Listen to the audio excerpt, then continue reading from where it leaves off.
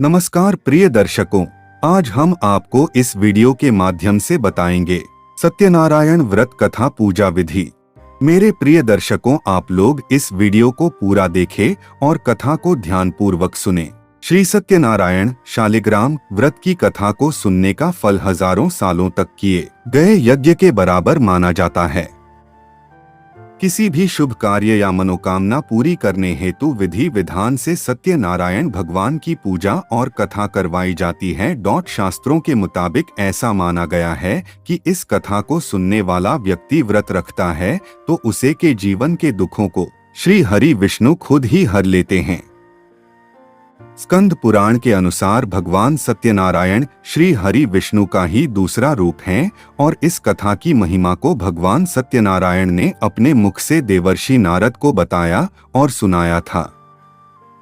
सत्यनारायण कथा की पूजन सामग्री: शालिग्राम जी की मूर्ति, काला तिल, कलश, गंगाजल, गरी, गोला, रोली, मोली, इत्र, इलायची, कमलगट्टा, चावल, दुर्बा, पंचमेवा, पीली सरसों, बताशा, बेलगिरी, लाल चंदन, सिंदूर, शहद, लौंग, सुपारी, कपूर, हल्दी, आम के पत्ते, ऋतुफल, कपड़ा, 1.25 मीटर लाल, 1.25 मीटर पीला, तुलसी दल, चौकी, केशर, पंचरत्न, धूप, नैवेद्य, पंच पल्लव, गुलाब के फूल, पंचामृत, दूध, दही, घृत, शहद, शक्कर, पान का पपत्त, पुष्पों की माला, बंधनवार, जनेऊ, श्रीफल, गुगल, आम की लकड़ी, इंद्रजौ, जौ, देसी घी, नवग्रह समिधा और हवन सामग्री का पैकेट। ऐसे करें सत्यनारायण भगवान की पूजा।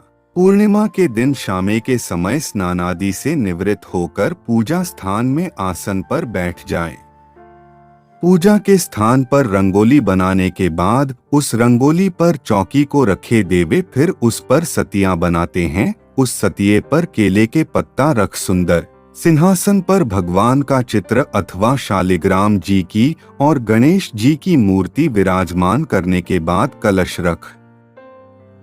सबसे पहले कलश की पूजा कर फिर श्री गणेश, गौरी, वरुण, विष्णु आदि सब देवताओं का ध्यान करके पूजन करे और संकल्प ले कि मैं सत्यनारायण भगवान का पूजन तथा कथा और श्रवण सदैव करूंगा। फिर पुष्प हाथ में लेकर सत्यनारायण भगवान का ध्यान करें। यज्ञोपवीत, पुष्प, धूप, नैवेद्य आदि से युक्त होकर स्तुति करे, हे भगवान, मैंने श्रद्धा पूर्वक फल, जल आदि सब सामग्री आपको अर्पण की है, अब आप इसे स्वीकार कीजिए। मेरा आपको बारंबार प्रणाम है।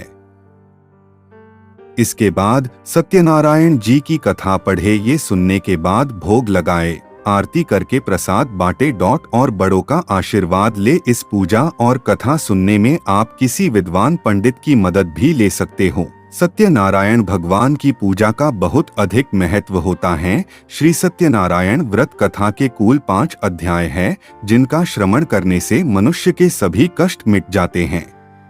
श्री गणेशाय नमः। श्री सत्यनारायण भगवान व्रत कथा, पहला अध्याय। एक समय की बात है, नैशिरण्य तीर्थ में शौनकादि 88,000 ऋषियों ने श्री सूत जी से पूछा, है प्रभु, इस कलयुग में वेद विद्या रहित मनुष्यों को प्रभु भक्ति किस प्रकार मिल सकती है तथा उनका उद्धार कैसे होगा? है मुनि श्रेष्ठ, कोई सा तप बताइए जिससे थोड़े समय में ही पुण्य मिले और मनवांछित फल भी मिल जाए। इस प्रकार की कथा सुनने की हम लोग इच्छा रखते हैं। सभी शास्त्रों के ज्ञाता सूत जी बोले, हे वैष्णवों में पूज्य, आप सभी ने प्राणियों के हित की बात पूछी है, इसलिए मैं एक से श्रेष्ठ और व्रत के बारे में आप लोगों को जरूर बताऊंगा, जिसके बारे में नारद जी ने लक्ष्मी नारायण जी से पूछा था और लक्ष्मीपति श्रीहरि ने नारद जी से कहा था। अब आप भी इसे सुनिए। एक समय की बात है, नारद जी दूसरों के हित की इच्छा लिए अनेकों लोकों में घूमते हुए मृत्युलोक में जा पहुँचे। यहाँ उन्होंने अनेक योनियों में जन्मे सभी मनुष्यों को अपने कर्मों के अनुसार पीड़ा झलत हुए देखा। उनका दुख देख नारद जी सोचने लगे कि ऐसा क्या किया जाए जिससे निश्चित रूप से मानव के दुखों का अंत हो जाए। इसी विचार पर मनन करते हुए वह विष्णु लोक में गए। वहाँ वह नारायण की स्तुति करने लगे और बोले, हे भगवान, आप अत्यंत शक्ति से संपन्न हैं, निर्गुण स्वरूप सृष्टि के कारण भक्तों के दुख को दूर करने वाले हैं। आपको मेरा प्रणाम। नारद जी की स्तुति सुन विष्णु भगवान बोले, मुनिश्रेष्ठ, आपके मन में क्या बात है, उसे निसंकोच कहो। इस पर नारद मुनि बोले कि मृत्यु लोक में अनेक योनियों में जन्मे मनुष्य अपने कर्मों के द्वारा अनेकों दुख से दुखी हो रहे हैं। हे प्रभु, आप तो ये बताइए कि वो मनुष्य थोड़े प्रयास से ही अपने दुखों से कैसे छुटकारा पा सकते हैं। तब श्रीहरि बोले, हे नारद, मनुष्यों की भलाई के लिए तुमने बहुत उत्तम प्रश्न पूछा है। स्वर्ग लोक व मृत्यु लोक दोनों में एक दुर्लभ उत्तम व्रत है जो पुण्य देने वाला है। आज प्रेमवश होकर मैं उसे तुमसे कहता हूँ। श्री सत्यनारायण भगवान का व्रत अच्छी तरह विधान पूर्वक करके मनुष्य तुरंत ही यहाँ सुख भोग कर मरने पर मोक्ष पाता है। श्रीहरि के वचन सुन नारद जी बोले कि उस व्रत का फल क्या है प्रभु, और उसका विधान क्या है? यह व्रत किसने किया था? इस व्रत को किस दिन करना चाहिए? आप सब कुछ विस्तार से बताएं। नारद की बात सुनकर फिर श्रीहरि बोले, दुख व शोक को दूर करने वाला, यह सभी स्थानों पर विजय दिलाने वाला है। मानव को भक्ति व श्रद्धा के साथ शाम को श्री सत्यनारायण की पूजा धर्म परायण होकर ब्राह्मणों व बंधुओं के साथ करने, साथ ही यथाशक्ति अनुसार भक्ति भाव से भगवान का भोग लगाए, आरती गाए और ब्राह्मणों सहित बंधु बांधवों को भी भोजन कराएं। उसके बाद स्वयं भोजन करें, कीर्तन भजन के साथ भगवान की भक्ति में लीन हो जाएं। इस तरह से सत्यनारायण भगवान का यह व्रत करने पर मनुष्य की सारी इच्छाएं निश्चित रूप से पूरी होती हैं। इस कली काल अर्थात कलियुग में मृत्युलोक में मोक्ष का यही एक सरल उपाय बताया गया है। श्री सत्यनारायण भगवान व्रत कथा दूसरा अध्याय। सूत जी बोले, हे ऋषियों, जिसने पहले समय में इस व्रत को किया था उसका इतिहास कहता हूँ, ध्यान से सुनो। सुंदर काशीपुरी नगरी में एक अत्यंत निर्धन ब्राह्मण रहता था। भूख प्यास से परेशान वह धरती पर घूमता रहता था। ब्राह्मणों से प्रेम करने वाले भगवान ने एक दिन ब्राह्मण का वेश धारण कर उसके पास जाकर पूछा, हे विप्र, नित्य दुखी होकर तुम पृथ्वी पर क्यों घूमते हो?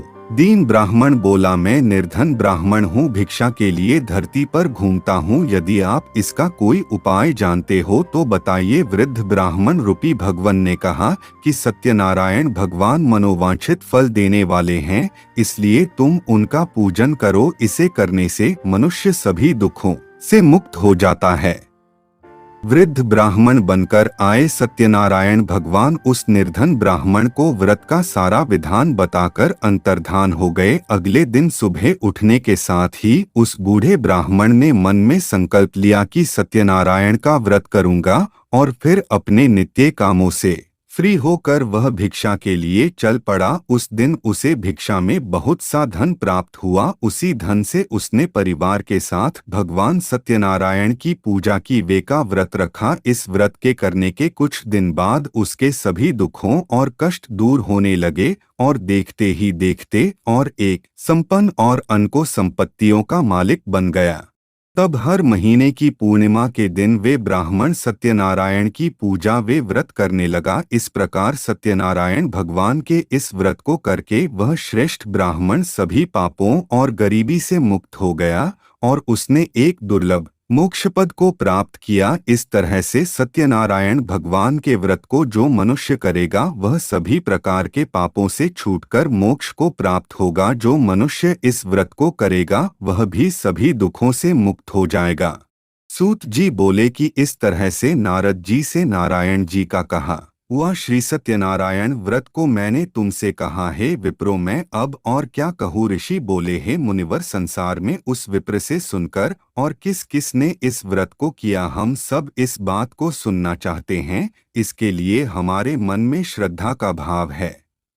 सूत जी बोले, हे मुनियों, जिस जिसने इस व्रत को किया है वह सब सुनो। एक समय वही विप्र धन वशवर्य के अनुसार अपने बंधु बांधवों के साथ इस व्रत को करने को तैयार हुआ। उसी समय एक लकड़ी बेचने वाला बूढ़ा आदमी आया और लकड़ियां बाहर रखकर अंदर ब्राह्मण के घर में गया। प्यास से दुखी वह लकड़हारा उनको व्रत करते देख विप्र को नमस्कार कर पूछने लगा कि आप यह क्या कर रहे हैं तथा इसे करने से आपको क्या फल मिलेगा, कृपा करके मुझे भी बताए। ब्राह्मण ने कहा कि सब मनोकामनाओं को पूरा करने वाला यह सत्यनारायण भगवान का व्रत है। इनकी कृपा से ही मेरे घर में धन धान्य आदि की वृद्धि हुई है। विप्र से सत्यनारायण व्रत के बारे में जानकर लकड़हारा बहुत प्रसन्न हुआ। चरणामृत लेकर व प्रसाद खाने के बाद वह अपने घर गया। लकड़हारे ने अपने मन में संकल्प किया कि आज लकड़ी बेचने से जो धन मिलेगा उसी से श्री सत्यनारायण भगवान का उत्तम व्रत करूंगा। मन में इस विचार को ले बूढ़ा आदमी सिर पर लकड़ियां रख उस नगर में बेचने गया जहां उसे अपनी लकड़ियों का दाम पहले से 4 गुना अधिक मिला। बूढ़ा प्रसन्नता के साथ पैसे लेकर सत्यनारायण भगवान की मूर्ति और व्रत की अन्य सामग्रियां लेकर अपने घर गया। वहां उसने अपने परिवारजनों को बुलाकर विधि विधान से सत्यनारायण भगवान का पूजन और व्रत किया। इस व्रत के प्रभाव से वह बूढ़ा लकड़हारा धन पुत्र आदि से युक्त होकर संसार के समस्त सुख भोग अंत काल में बैकुंठ धाम चला गया।